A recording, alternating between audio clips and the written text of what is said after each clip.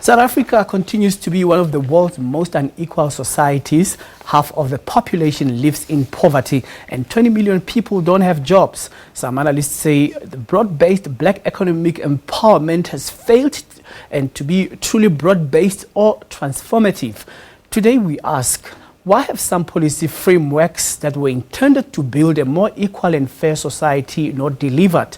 Let's hear from Luvuyo Madasa, who is the Executive Director for ReimagineSA. Thank you very much for coming to our program. Thank you, Putwami, and thank you for having me. All right, let's start first by laying the foundation. We had BEE and it became BBBEE. When it evolved, how come we haven't seen it move an inch to achieve what it was intended to, that is to improve the lives of black people? I think first and foremost, when interrogating rules and why they exist, we need to think of the base reason why they've been put in place. In the main, the policy exists because the economy as we know it refuses to share. It refuses to grow enough to incorporate people that need to be in the economy, be it the skills base, different demographics at different decision-making spaces within organizations.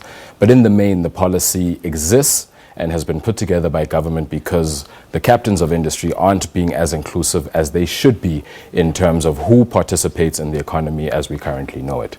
Now, it fails to be as transformative and far-reaching as it possibly can be because of those very reasons.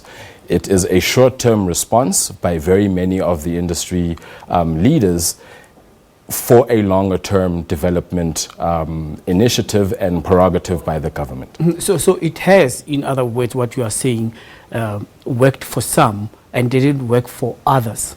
Of course, it has worked for some. It has worked very well for some, and hasn't been as expansive as it probably should be in terms of the reach of the impact. But that's not to say that the policy itself should be scrapped because it is not working in its entirety. What we are not looking at is the actual players in this environment, the decisions they're making and how they actually influence the success factors of the actual policies. There are some commentators who are saying that BBBEE has failed dismally. For example, Duma Gubule, who is the director of the Center for Economic Development and Transformation, says that BEE is an abject disaster. Is he not right? I'd rather speak to the perspective we should consider when making these comments, right? We're 25 years old as a nation, and if you look at our journey and where we are in our journey, we have quite obviously made some mistakes. And we need to now regroup, relook at the policies and see how we ourselves should be receiving them and seeing what we can do with what we have. Just there, when it comes to government and comparing it to the private sector, let's look at the SOEs, SAA, ESCOM and the likes.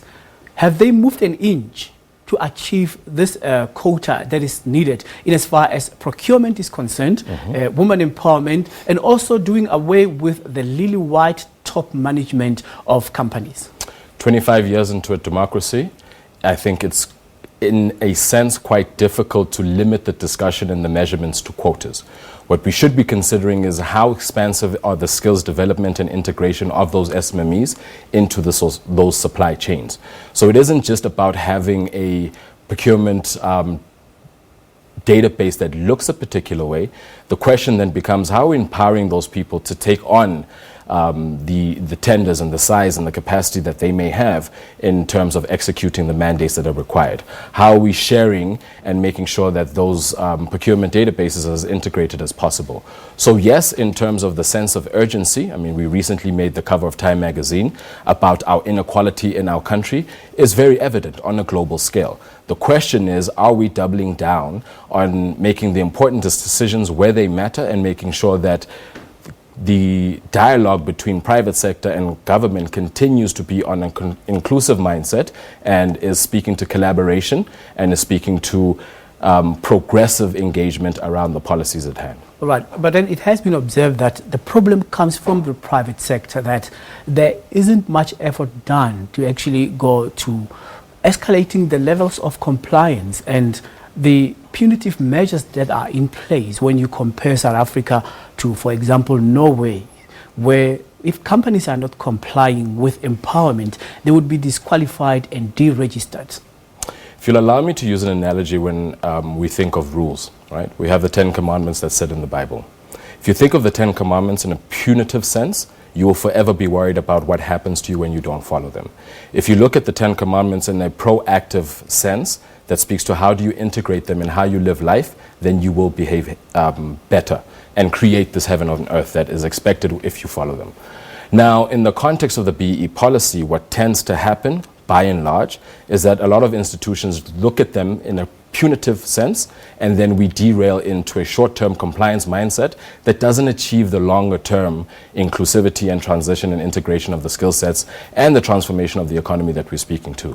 So yes, captains of industry have looked at it in a KPI annual basis because of the methodology and how it is what we have at hand in how to measure how the organizations are transformative or not.